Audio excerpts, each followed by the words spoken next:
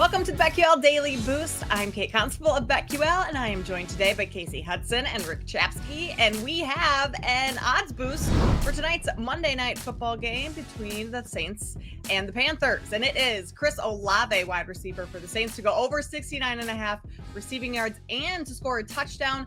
That is plus 325 over at Caesars.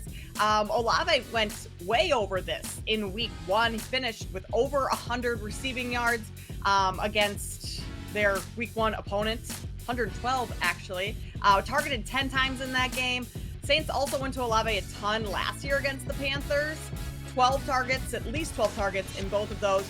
Finished one of those games with 147 yards receiving. So I think we're getting good value here, plus 325 for Olave to have a big game, including a score. Casey.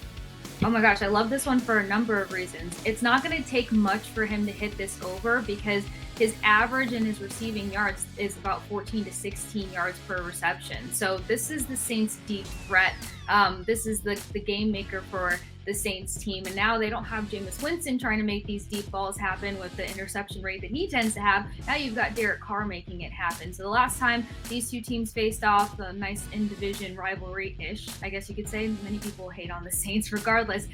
Even though they lost 22-14, this guy still had 147 receiving yards. So it only takes a couple throws for Olave to get well over this and break that 100-plus receiving yards. So I love the odds here. I love the fact that I'm sure he can get the job done. And plus, you're going against a Panthers team that's still trying to figure some things out. So big fan of this one. Well, I'll combine both of your points and say, why is Olave's wide receiver prop only 68, 69 yards, depending on where you get it at today? So here's what I would do. I would put some money on just him getting over the yards and then a little bit on this prop to get that boost, because he was the main target for Derek Carr week number one, the first time they've played with one another. 10 targets, 8 receptions, over 100 yards, and 30% of the target shares went to Olave. So basically every third pass Derek Carr is going to Olave.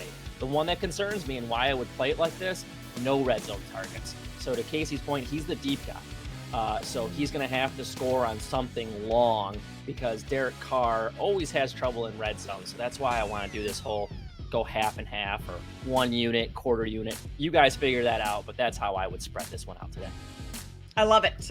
Great advice there, Rick, on kind of how to spread out your money. Get in on this odds boost over at Caesars, plus 325. Also, go ahead, head over to X. Follow us all there. Casey is at The Sports Case. Rick is at RickCZ1. I am at Kate Constable. I still hate saying X versus Twitter. Yeah, it doesn't roll off say the that. What app is this? The same. Yeah. I might just I'm gonna have family members like, you're on X? What's wrong with you? We raised you better than that. Out. Yeah, it freaks people out. It's horrible. Yeah, it's awful. Hard to get used to. For my best bet for tonight, we're going to get into those. I am going to go with the first half under in this Steelers game tonight, Steelers and Browns. It's at 19.5. I don't love that number. I wish I would have grabbed it at 20. But 49ers pass rush completely just smothered the Steelers on the ground in week one, only 41 yards. And that's exactly where the Browns found success too, holding Cincinnati to just 75 yards in week one. Steelers are also without Deontay Johnson, wide receiver. He's out with a hamstring injury tonight. And so with the way Kenny Pickett looked, is one of his wide receivers out, a run game that might not get going. I think that this can be fairly low scoring, so I'm not sure how the Steelers are going to move the ball. And on the flip side of that, Mike Tomlin's team lost week one. They got embarrassed on their home field. This is a great spot for a Tomlin team to come back, show up on the defensive end from the start. That's how they're going to stay in this game. So I'm looking at the under 19.5 in the first half tonight. Love that. A couple interesting things with this game.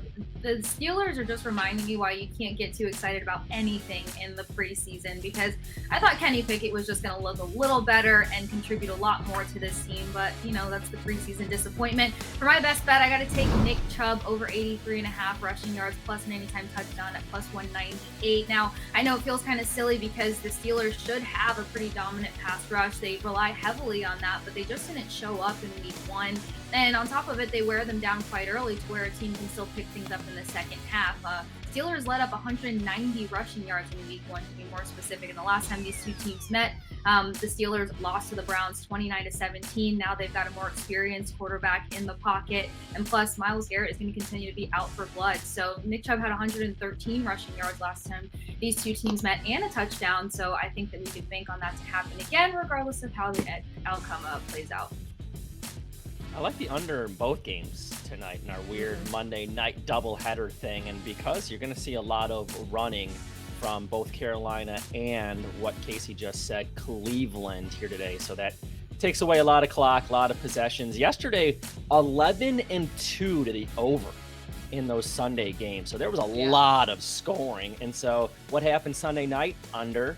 And the one game yesterday that was pointed, the point spread, the total was the highest, was Jacksonville, Kansas City, and that was your least scored game yesterday in what was a crazy game between Kansas City and Jacksonville. So yeah, definitely a weird week in the NFL, and that's why I'm going with Pittsburgh today, +2 as my favorite play. Since when is Cleveland favorite on the road at Pittsburgh? Okay, Mike Tomlin owns the Browns.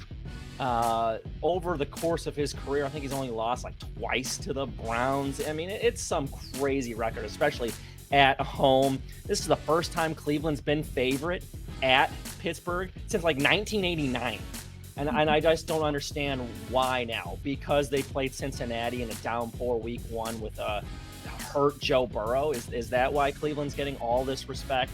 Don't give it to me. I'm going to take Pittsburgh plus the points. Mike Tomlin continues to dominate the Browns at home. Give me the Steelers.